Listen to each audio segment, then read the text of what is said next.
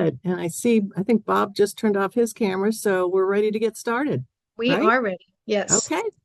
Well, good evening to everyone out there. As the chair of the membership committee, as well as Karen Michelson as the co-chair, we would like to welcome you to our first State of the UOA webinar. So we're so glad to have you here. And as the membership chair, I'd like to send out a special shout out to our state members and to our individual members as well. So thank you so much for your support. So I was thinking about all of our state associations and how fabulous they are and how hard they work and everything that they're doing. And then I think about the UOA as the national voice and everything that's going on there.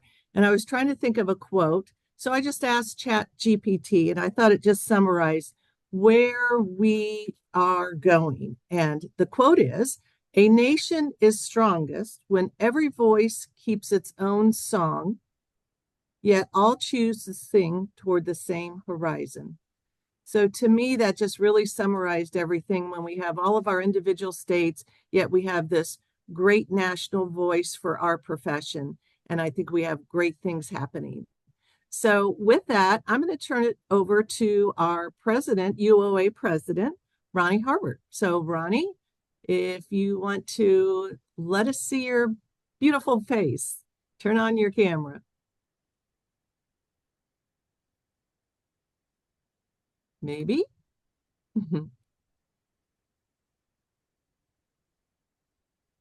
You are supposed to click on that video button and unmute yourself as well.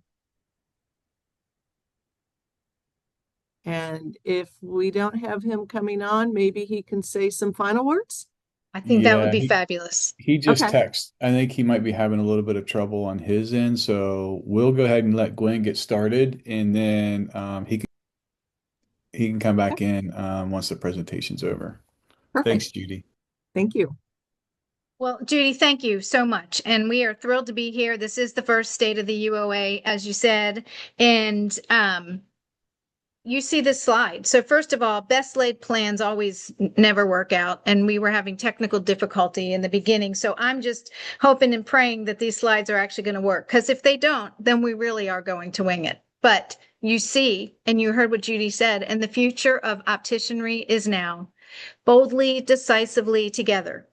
Over the past year, our board has been working very hard in trying to discuss, decide, circulate, have all the conversations on where are we going. And our goal was, by the end of my first year, that we would have a strategic plan to share with you. But before we decide to show you that strategic plan, which many of you on this call have been involved with, we want to talk about, we already did the introductions. We want to talk about where we started. So, what a year. I forget what that song was. If I figured out the song and gave you the dates, I'd be dating myself. But 1 year ago, it was all about the power of op. And we can never forget that because that's where we started. And from that year, UOA is emerging. I love the word emerging. We're emerging as the national voice for opticianry, supporting state associations, leading advocacy, and championing education. So the power of ops set the stage to embrace the present, discuss the future, and begin to craft the personality of opticianry. FY26 proved to be a pivotal point in elevating opticianry as a profession. So you've got our One Vision, One Voice, One UOA conference coming up, and hopefully everybody on this call is already registered. But we're not going to forget the power of op, because it has been a year, and we'll revisit what we've achieved. And I don't know if Blair Wong is on the call or not, but he has agreed to come up and close out our conference with me to reflect on what we've done over the past year, how far we've come, and what's going to be happening at our conference and where that's going to take us. So let's start with what a year. The map that you see up in that corner, that's our current map of UOA State Association members, as well as the states that have some type of regulation. Our members and regulation are equally important. We have 25 member state associations, 80 individual members, 10 member schools, and 3 new nonprofit optician groups in this past year alone. So a huge shout out to the Alabama Opticians Association for incorporating themselves, setting up their operations, and boy, do they have an engaged group. Rocky Mountain Optician Association is in its infancy, getting its sea legs, and in the process of talking to people, setting up a board, and figuring out exactly which states are going to make up the Rocky Mountain Optician Association. So huge shout out to Aubrey St. Clair for all of her tireless work. And then we have the Pacific Northwest Opticians Alliance, which is Alaska, Oregon, and Washington.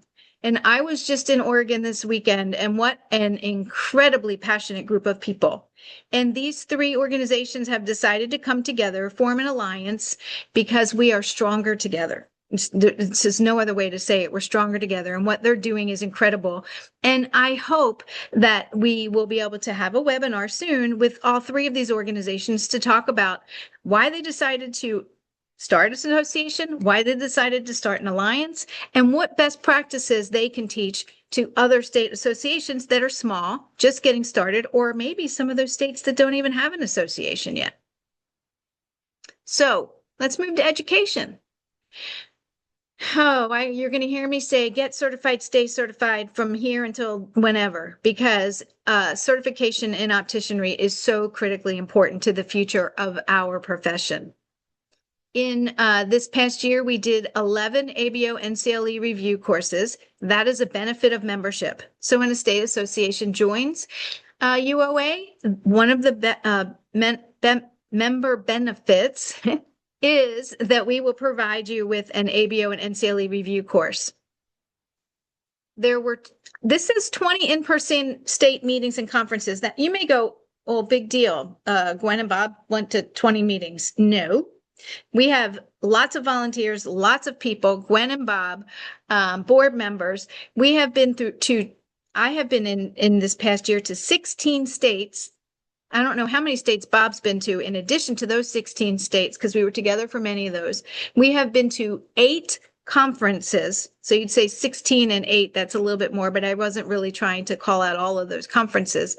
Plus our board members who have attended state meetings, providing some continuing education, or just attending state meetings to show the value of UOA and talk about UOA as the umbrella organization and the national voice for opticianry.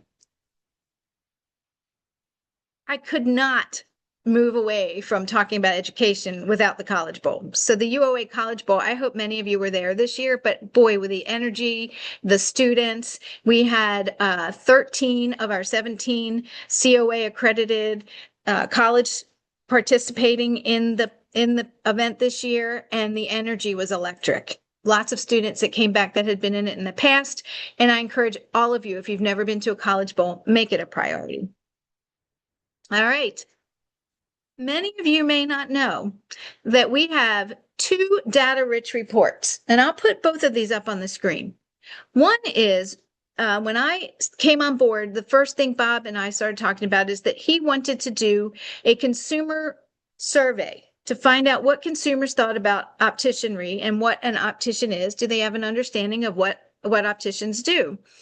And so, of course, that was the best idea, and we ran with it with our partners at the Vision Council, but we decided to expand the survey from asking people about what they believe an optician does, et cetera, in both regulated states and in non-regulated states, so we could get a real good cross-section of America. And what we found is that 74% of Americans believe that their optician is certified, licensed, or has some form of education. They lumped them all into one title, one descriptor, and the data that we got back is exactly what we thought we'd get back. But boy, is it an eye-opener for us to have as messaging points in conversations. So many of you know, and you'll see a little sneak peek of our new Mission Optician podcast, but very soon, before the conference, you will hear this podcast dedicated to what's the data that we found in the consumer attitude survey. Very interesting, very important, and useful information for all of you to have. We also worked with the Contact Lens Institute to do something similar on the contact lens side. And this report, you're going to hear highlights from this report during our contact lens general session and our breakout sessions at the conference, the UOA conference coming up.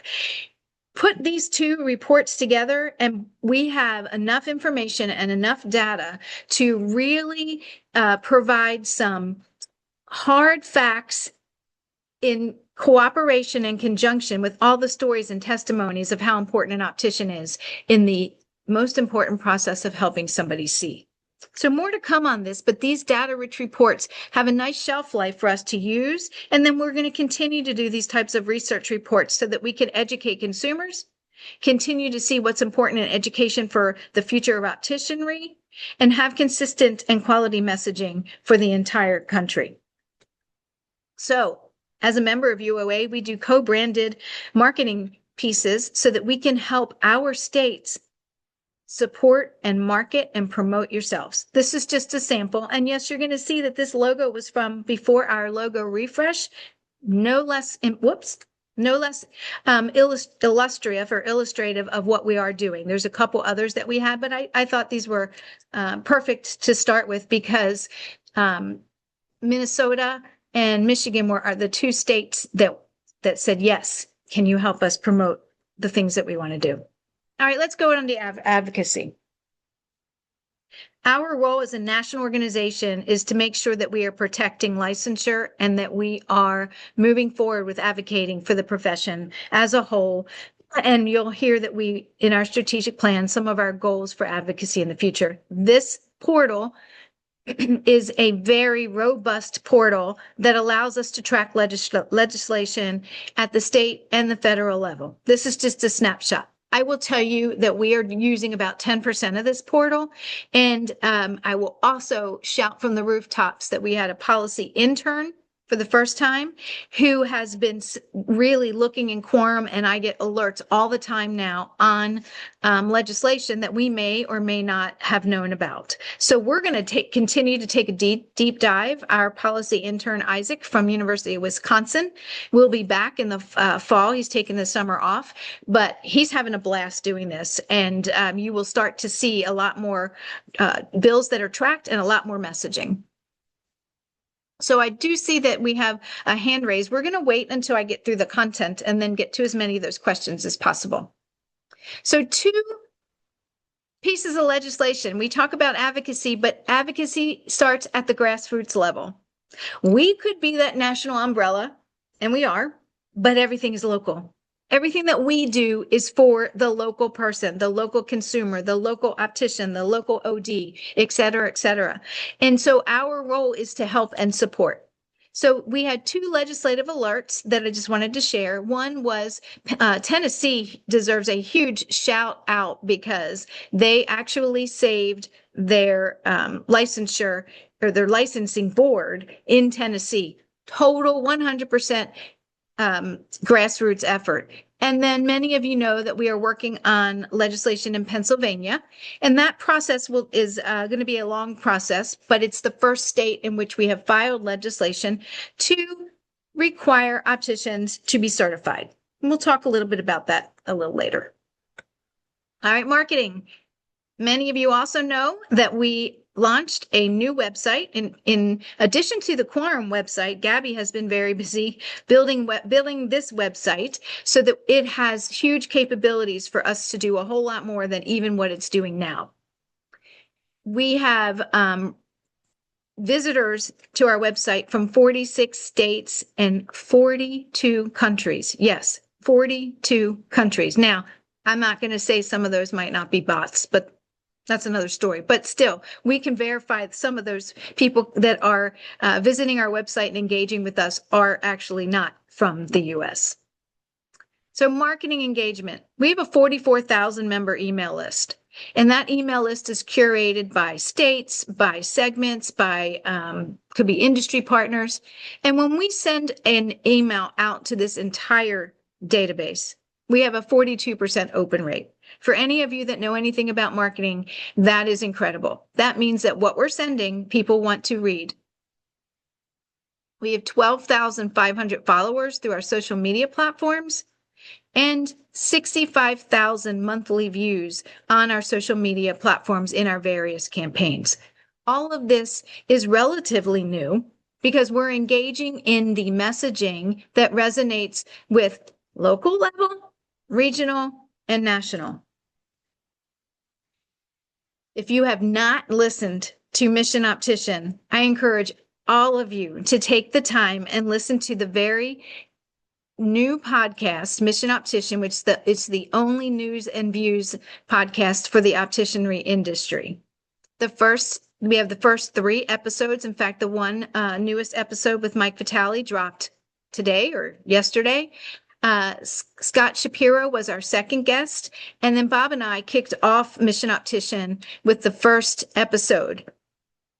The purpose of this is not to just showcase our industry partners and their products.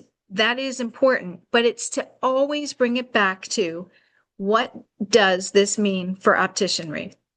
So these first 3 episodes are out. There will be an episode that drops every other week, and we would love your feedback. After you listen to the podcast, you can provide feedback. Always email marketing@opticians.org and tell us who you want us to have as a guest. I'm actually recording another episode tomorrow and recording 2 next week. So there's a lot of people in the lineup, and you'll have an episode that drops every other week. And we are pretty much not going to have a problem filling content for the next year. All right, I mentioned earlier that it'd be great to do a webinar with some of our nonprofit state associations. And we've done a few webinars, and this is something that we are beginning to build out now. One of the webinar series that's already under development is best practices in nonprofit management for 501c6 organizations. And that one is in high demand.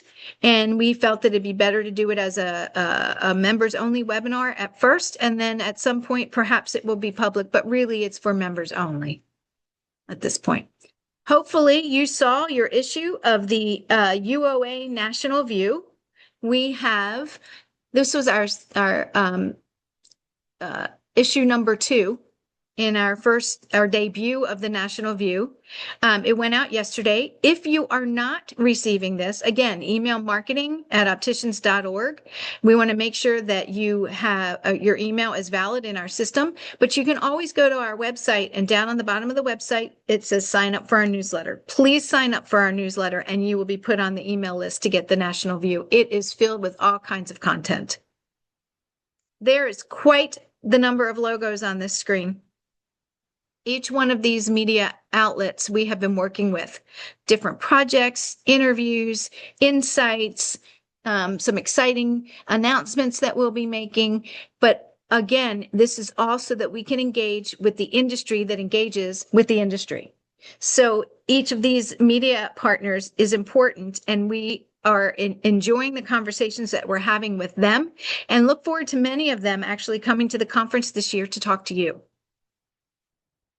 All right, so to round out the what a year, it doesn't matter that we've done all this. Maybe you didn't know about it. Maybe you haven't been involved. Maybe you want to get involved and didn't know how to get involved. So again, marketing@opticians.org is the email to use. But there are lots of people that have been involved with us, and they have given us some pretty good quotes that we thought were really important to share with the general public. This one's the launch of the UOA's new initiative focused on the future of our profession is a big step in the right direction. This is exactly the kind of momentum we need to elevate opticianry, strengthen our workforce, and keep pace with the rapid evolution of vision care. Now this one, it's about Gwen and Bob, and you may say, why is this about Gwen and Bob? Why is Gwen on the webinar and then saying this is about Gwen and Bob? No one person can do anything. No one team, just one small team can do anything. Bob and I are leading the charge to get as many people involved as we can. And by having that clinician paired with the person who's the non-clinician, but can take everything that's important to you all as opticians and translate it into how can we market this profession? How can we elevate this profession? How can we advocate for this profession? How can we push education to enter this profession? It is a real nice balance. If you take the Gwen and the Bob, and then you take our board and our volunteers and our committees, all of those people combined have every skill available for us to come together to elevate this profession in the ways that you have been asking for, in the ways that you want, and what we're hearing you ask for, and what we're hearing you say you want. This is our industry stepping in the right direction. That was the best quote of all of them. So, what's next?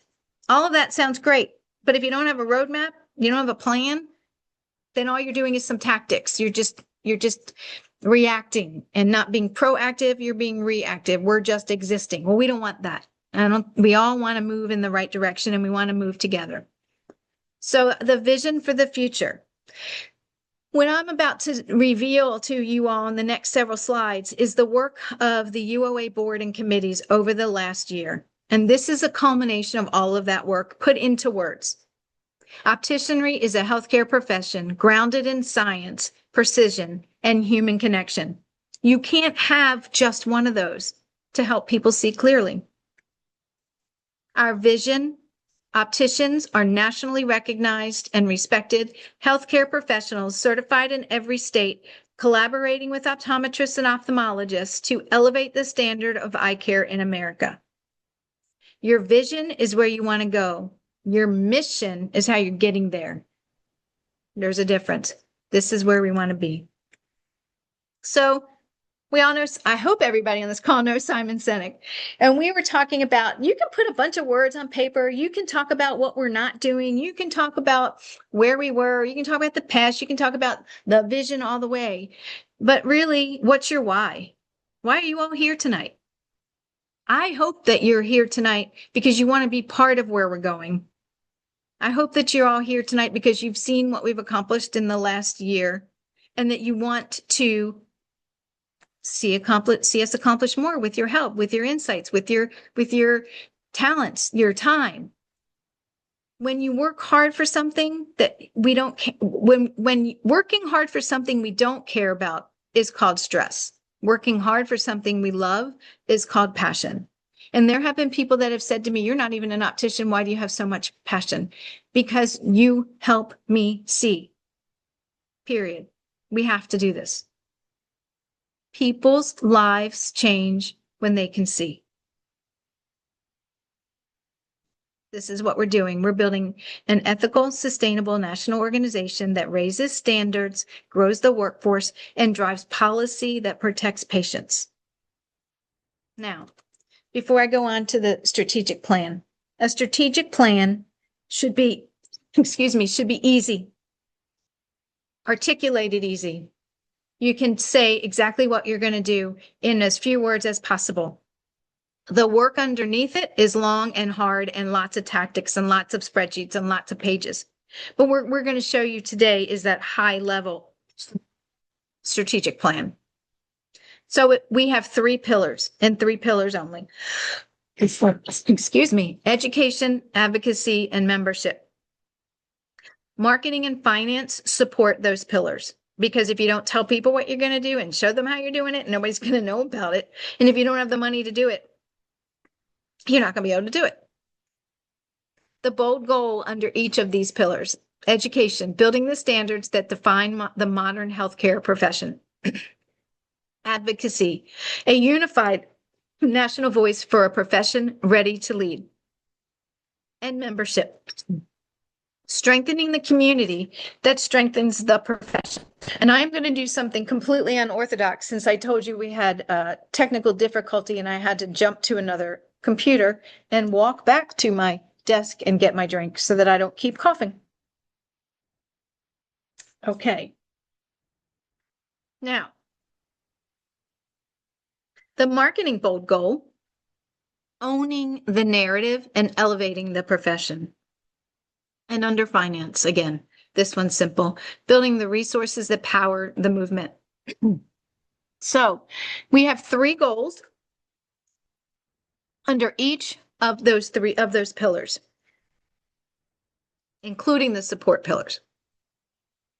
Under education, we are I think we've done this. We're establishing UOA as the owner of national education standards. Now let's talk about that for a minute, because we have 17 COA accredited schools. So how do you say UOA can own national education standards? Well, when UOA was born and NFOS became part of UOA, those 17 schools became part of UOA. And those 17 schools are working really hard to make sure that the standards of formal education are relative for the 21st century. So as they're talking about what's happening in their 17 schools and looking for ways to bring more people into formal education, they're also championing other pathways for education. Because who better than formal educators are there to say, look, we want everybody to have an AA degree, a formal education. That would be the pinnacle. But there's thousands of people that are entering our field through the apprenticeship program. Who owns those standards? Who's setting those standards? Who's making sure that those standards are met? When you have one state that has 1,000 hours required for apprenticeship and another state that has 8,000 hours required for apprenticeship and 28 states that don't have any apprenticeship requirements at all, we have an incredible opportunity as that national umbrella to say what's happening at the local level. How do we get people engaged, and how do our formal educators make sure that whatever pathway someone enters into this field, they have a great foundation to get certified and stay certified. So that's the first goal. The second goal, create a unified national competency framework. And I think that I kind of touched on that a little bit in explaining that first bold goal. And then transfer those standards into competencies, transfer the standards and competencies into regulation or law. We'll talk about that in advocacy. First goal for advocacy, protect licensure in all regulated states. 22 of our states have some type of regulation. Sometimes those regulations are under fire. We don't see it coming all the time. Having quorum now, it is already a big help in having us be much more prepared and proactive by finding out that there might be some pieces of legislation that nobody even knew about that would have some type of a negative outcome on opticianry licensure. So we want to protect our licensure in all of our regulated states. Passage of model legislation in key unregulated states. The first state that we're targeting is Pennsylvania, and we are going to learn a lot from this process. We already have a few other states that have expressed interest, and they are watching what's happening in Pennsylvania as well. And it'll be a learning experience for all of us. And then finally, you just saw this one, the education. We want to transfer the standards and competencies into regulation or law. We are starting with certification. Get certified, stay certified. That is a different type of model legislation than licensure. And it's really important for us in the state of the UOA to mention that and to make sure that we are all clear in our direction. We know that going after licensure is very difficult. But as we have talked about with education being the most important part of how someone enters the field and stays in the field, then we believe that starts with a basis of knowledge, and that starts with certification. So the get certified, stay certified mantra you are going to hear it a lot, and it's important. And that is how we're going to start our process of introducing model legislation in unregulated states, with the goal of not undermining any current licensed or regulated state, but having us all work together to make sure that we are starting the process in the 28 states that have no regulation, and then moving forward as a collective group. I could talk about advocacy all day, talk to you about what lawmakers have said to us, talk to you about what we're working on the policy side. But it would take as long as it would be to talk to you about all the education initiatives and all the things that we're working on to bring advocacy and education together as a unit. Now, our membership goals, we can't do any of this without buy-in from opticians. So all of this is about membership, whether it's a person is a member of their state association. If you're a member of your state association, you're a member of UOA. So we have to build this from the ground up. Everything that happens locally. Grow and strengthen a unified national membership community. Elevate member value through high impact engagement and professional development. Achieve and engage national footprint. So one of these membership goals, if we want to engage a national footprint, then you have to have a place to go. As a National Trade Association, one of the most important things that we can do for our members is to have communities where you can come.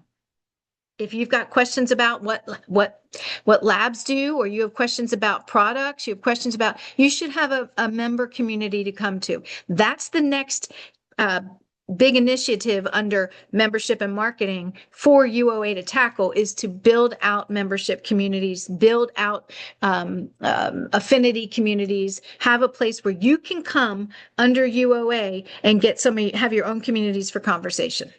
I'm not even going to pretend to give a deadline on when that happens, but it's on our top priority list. So under those marketing goals, build a get certified, stay certified movement.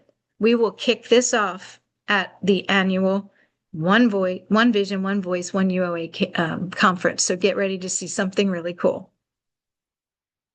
Create a trusted national brand through omni-channel marketing and high value engagement. Anybody that knows anything about marketing can say you just pulled that out of a regular playbook. Probably, but it works. And deploy marketing campaigns that drives advocacy success. The way we show up for lawmakers, the way we show up locally for grassroots advocacy campaigns, the way we talk about ourselves will all dovetail into our end result that we want to mandate certification in every state in this country as a starting point. Finance. Build a sustainable, diversified financial model that powers the movement. Strengthen industry partnerships that advance innovation, research, and professional excellence. You will see that as well at our conference through our Innovation Day. Through the Sightline Industry Panel that we have launched, our industry partners have a lot to say, and we have a lot to say and do with them. So the Sightline Industry Panel that we have launched, the first conversation was incredible. The second conversation is next Friday, and you're going to hear a breakout general session at the conference on some of the outcomes from our early conversations of how this group, how we're going to work together to elevate the profession. And then lead with integrity through strong governance, ethical stewardship, and responsible financial management. These are nonprofit best practices that we will not deviate from. So, guiding principles. You can talk about all these things, but really, how are we going to get there? What's going to guide us? What are the key 7 messages that any optician in this country can embrace? Unity over fragmentation. We are here today, and the idea of United Opticians Association means that we want unification. We want to talk about where there might be fragmentation, where there might be information that's not completely clear, wrong, right, and capitalize on that. So it's open communication and open dialogue to bring that unity. Standards over inconsistency. This is critically important in what we do. We will have the highest standards or we won't do it. Professional identity over ambiguity. That consumer attitude survey showed how much ambiguity there is in what the consumers and the public believe is your professional identity. What an incredible opportunity we have. Transparency over assumption. I don't need to say any more about that. I think you all got that pretty good. Boldness over hesitation. I would say in the last year, we've been pretty bold. Collaboration over competition. This one is one of the most important because we are here as the umbrella. I'll say it over and over again. Everything happens locally. So we want to collaborate and help each other and help every state association be the best that they can be. And then our long-term vision over short-term convenience. We're in this for the long game. And that means that the strategic plan, those bold goals, it's a 3-year plan. We could have done a 5-year plan. No, you got to start with 3 years, see where you are, then do the next 3 years. But the tactics under that are all for that long game. 50 states that require something of this profession, so that next generation of opticians are entering a field that all of you can be proud of, because you came into the field and did the work of the yeoman's work by many of you learning on the job, some of you going to schools and getting your degree, some of you learning on the job and then getting your degree. It goes on and on. But again, we have the opportunity. So I'm going to close this part of our State of the UOA with encouraging you all to attend our conference. The content that the committee has put together, the Ion Impact Awards, the special keynote speaker that we were really lucky that fell into our lap to have, is really going to continue to set the stage for how we can operationalize this strategic plan by using your voices, by letting us use your voices is the better way to say it, and by you getting involved and unifying our profession. So I'll end this part with a short video from Matt to tell you why he's coming to our conference. And hopefully we did not get to test the sound due to the technical difficulties, so let's all cross our fingers. Can you hear? No, Gwen, you have to stop your screen share and then restart your screen share and click the sound. I'm afraid to do that, Bob. So what I'm going to do instead, because is I'm going to point you all to the website, uoaleadership.org, and you can click on Ion Impact Awards Dinner and click on Matt's video. And while we are, if we have time to take any questions, then I'll see if I can fix that, or we'll stop screen share and I will go to the website and then share again, and we'll be able to hear it that way. Okay. So with that, I'll leave you with UOA is the national voice per profession that speaks with one voice. We invest in education, advancement, and excellence. Opticianry as a profession, I have to move you all away.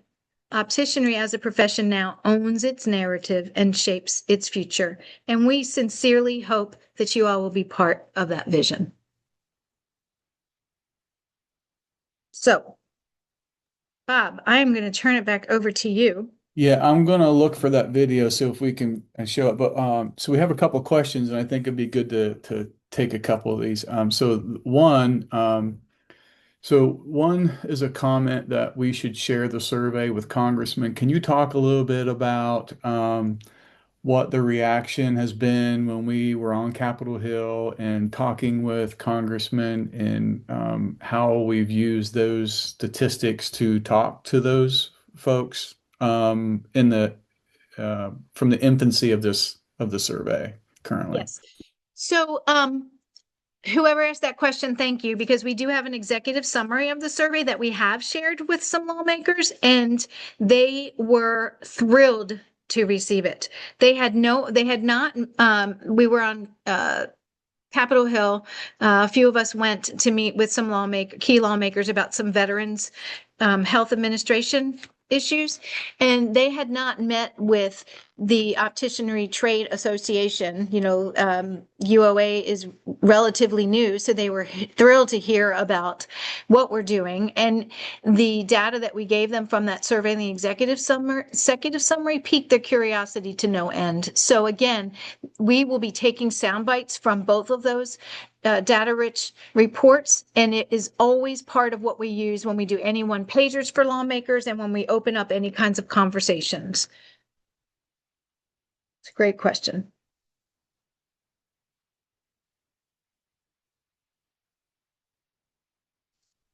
So throw another one at me. Okay. Let me turn my camera on. I don't want to, I realized I didn't turn my camera on last time I was It's a speaking. I great eyeball apologize.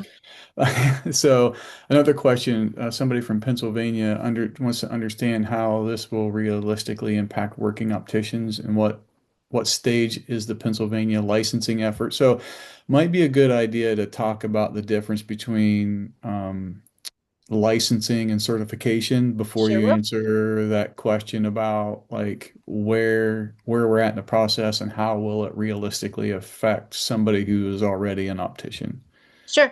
So we are doing a certification bill. So you will get certified, state certified. It is not a licensing bill. It does not, it starts and ends with the qualifications to get your certification and stay certified through the national certifying bodies. So right now, of course, that is ABO and NCLE. In a piece of legislation, you very often cannot call out one organization like you must get certified by ABO and NCLE, but we know that's our certifying body. So we did not want to go down the path of licensure that would require a certain amount of hours of an apprenticeship or a certain you having your AA degree, et cetera, because we're starting with let's introduce the concept that we want minimal qualifications for anybody entering the field of opticianry.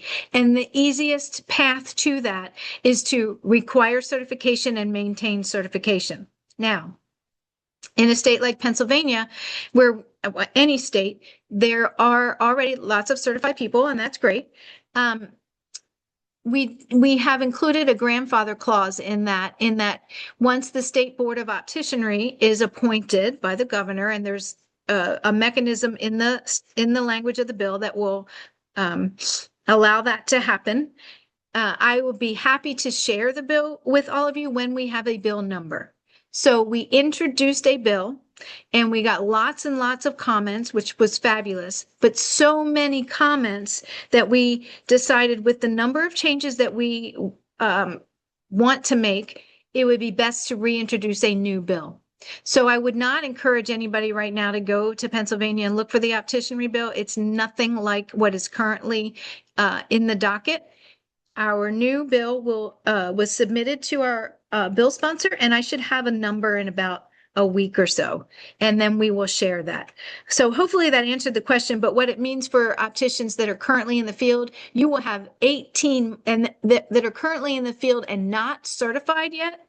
You will have 18 months before you have to get that certification. And so there's a long runway in order to go get your certification, and it'll all be spelled out in that piece of legislation.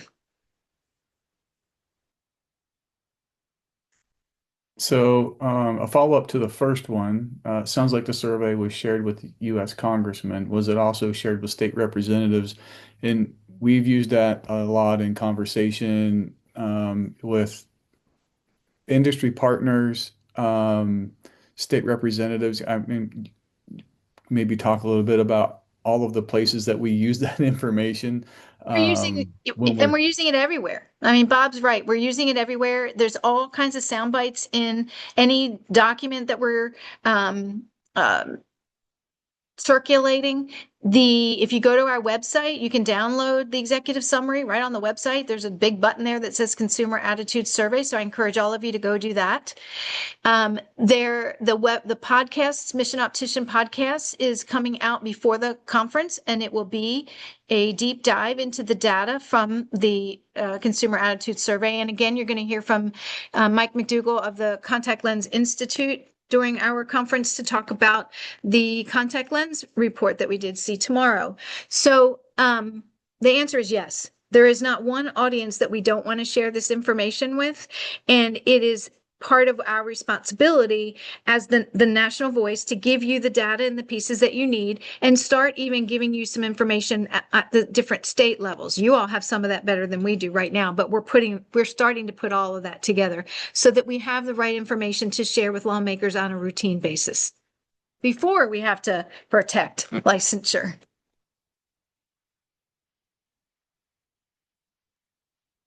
There are people that are raising their hand. If they could put their question in the Q&A, so that we have that.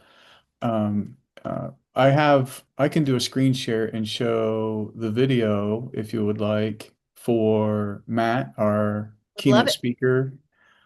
So let me do that. And before we go, I think we have a prize to give out too, right? I don't want to forget because I'd forget. Yeah, yeah. So hold on. Before I do that, we just got another question that popped up. And while we're on the subject of what you were just talking about, um, opticians working under optometrists and ophthalmologists need to be certified just like independent optician-only practices. Oh, I think, I don't want to say all because I don't know the answer to all, but in most of the regulated states, there is an exemption for opticians working under the license of an ophthalmologist or an optometrist.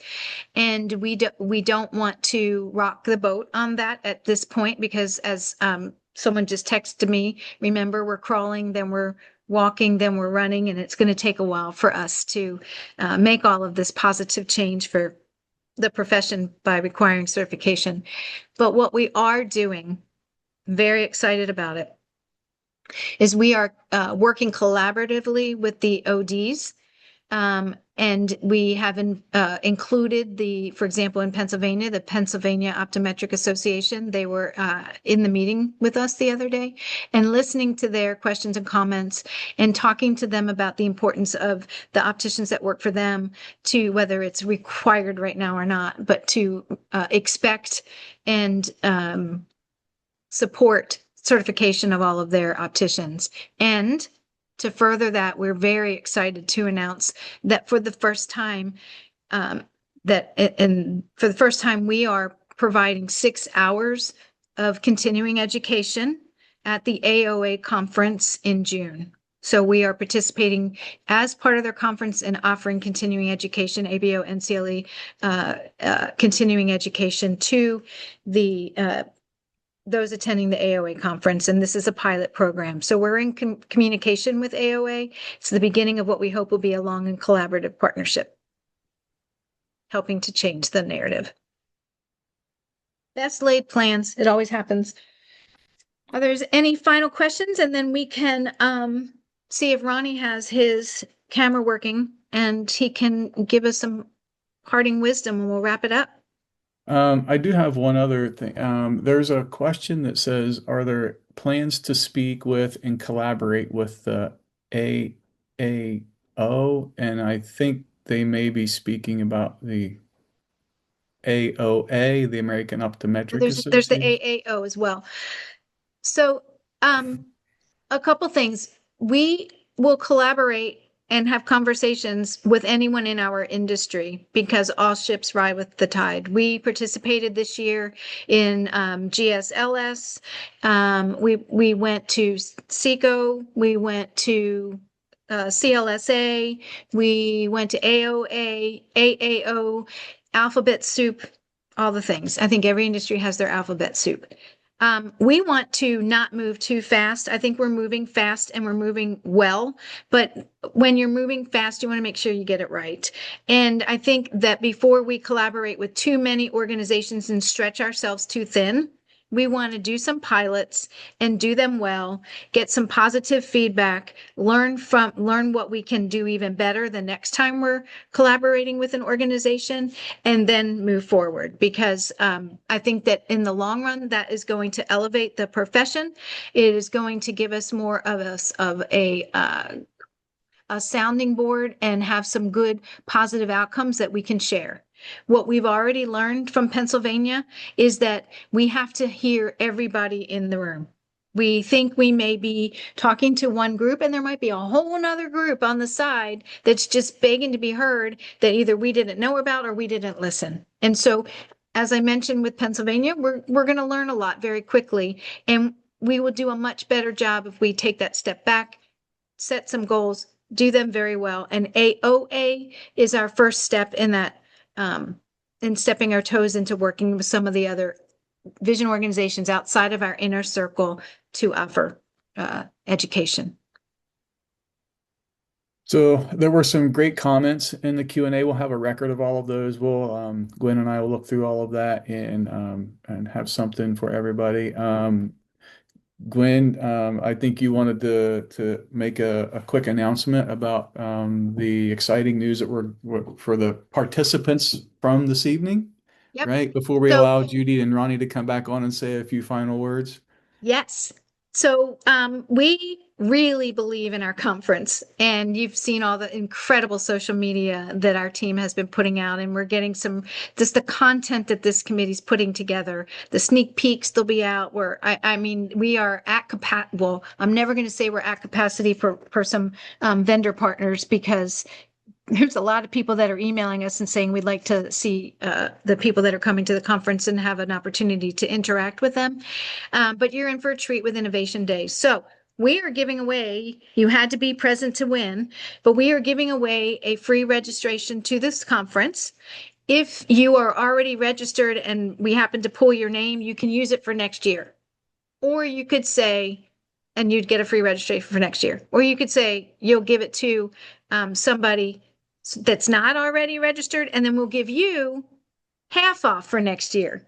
So it's a win-win all the way around. If there's somebody that wants to attend that this might have been a barrier and you're the one who's chosen and you get it, you can give it back and then we'll give you half off. So it's only for those that are in attendance. And Bob, I'm not sure. I think you were doing a random number generator or something. Yeah, so what I'll do is after the meeting is over, after the webinar is over, I'll get the post webinar attendee Attendees. report, and then I'll take that and then we'll put that in a random generator. We'll have somebody let it pick the winner, and then we'll notify them. And maybe we'll do something fun on social media to let To pick the everybody winner. We know. can do it Yeah, live. so Yeah. we'll figure something out.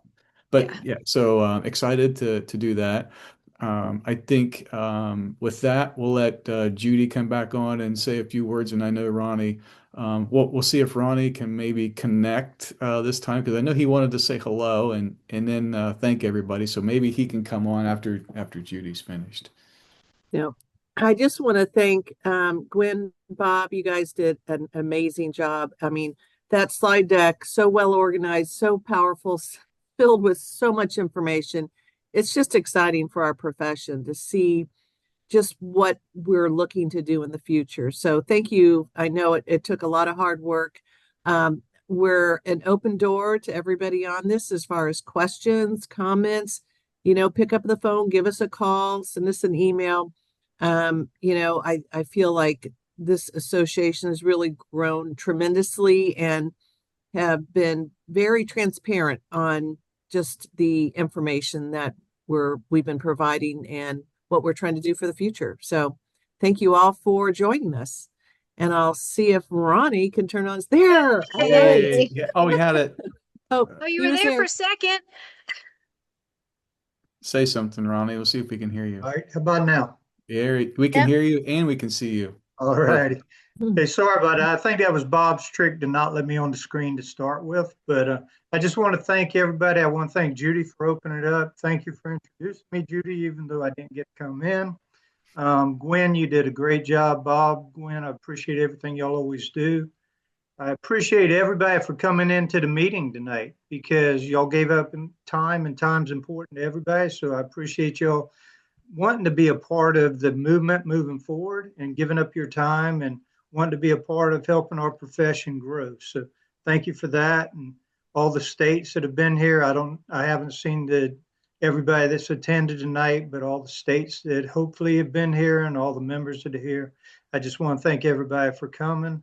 I want to thank Bob and Gwen for what they do on a day-to-day basis for the UOA and all the volunteers that we have that have worked with the UOA. And I know there's some growing pains, guys. We're going to be growing through them for a little while, but just hang in there with us and help us get better. That's all I can ask. Thank you. Thank you all for coming. We appreciate it. And again, if you want to add your name, your email, last thing we have to put the plug in, go to the website, sign up for our newsletter.